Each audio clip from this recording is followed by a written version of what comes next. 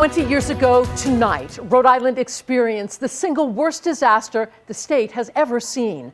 A concert headlined by rock band Great White ended in tragedy.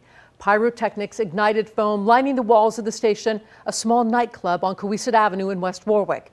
100 people died as a result of the fire. Hundreds more were injured. Now, a memorial to those victims sits on the same property where the station once stood. Tonight, we're taking time to remember those lost that night and all of the lives that would be changed forever. Our special coverage continues now. I'm Patrice Wood. And I'm Gene Valicenti, live at the Station Memorial Park right off Cowesett Avenue here in West Warwick. It's a beautiful night. A lot of people have been coming by. The parking lot is full. Special lights are going up to light it up tonight. They've got permanent floodlights, but a special string of lights will be put up momentarily.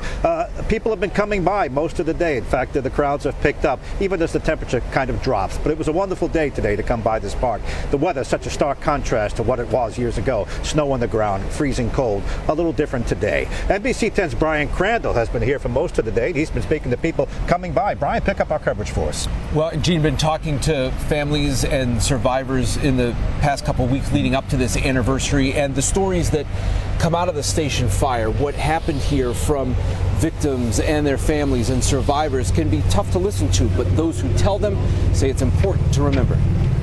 Just after 11 p.m., February 20th, 2003, inside the Station Nightclub, pyrotechnics are set off to start the band Great White show. The pyro ignites highly flammable foam that had been installed on the club walls as soundproofing. People rush to escape the overcrowded club. The ceiling was now on fire. Lights were crashing and cracking, and I just remember Fred putting his hand on the middle of my back and pushing me and screaming, "Go," and he just shoved me. And I remember trying to turn around to see him, find him, and it was just people, some heads on fire. The lights, the ceiling melting. I've always called it black rain.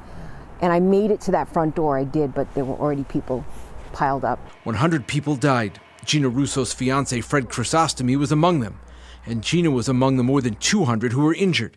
She spent months in the hospital. My head is burned 4th degree. That's the worst of it, so I have to wear a wig. My own hair will never grow back. I lost my left ear, but not my hearing. And the doctors have rebuilt it over time. And my back and my arms are 3rd degree. Immeasurable grief followed the fire. So too did anger and controversy. The band, including singer Jack Russell, claimed they had permission from the club to use the pyrotechnics. They gave us a thumbs up tonight. Next thing you know, we're on stage and I'm feeling this heat. I turn around and the whole wall's on fire, the ceiling's on fire. Station owners Jeffrey and Michael Didarian insisted they did not. No permission was ever requested by the band or any of its agents to use pyrotechnics at the station, and no permission was ever given. Focus also quickly turned to West Warwick's fire inspector, who had previously increased the club's capacity and did not find a problem with the foam.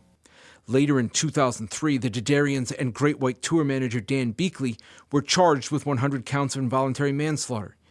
Beakley eventually pleaded guilty and ended up serving less than 2 years in prison.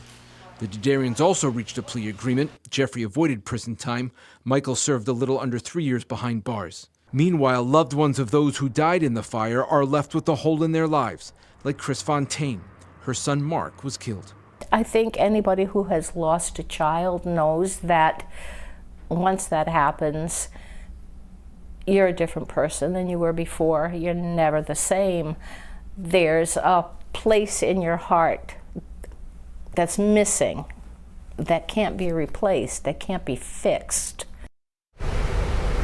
Now, some say talking about their loved ones and what happened helps them cope. For others, it's too painful. And some of those details, Gene, some people know all too well, but now being 20 years, maybe some have forgotten, or some people just don't know because they weren't around then. Yeah, 20 years passing. All right, Brian, thanks. Let's continue our coverage now with a live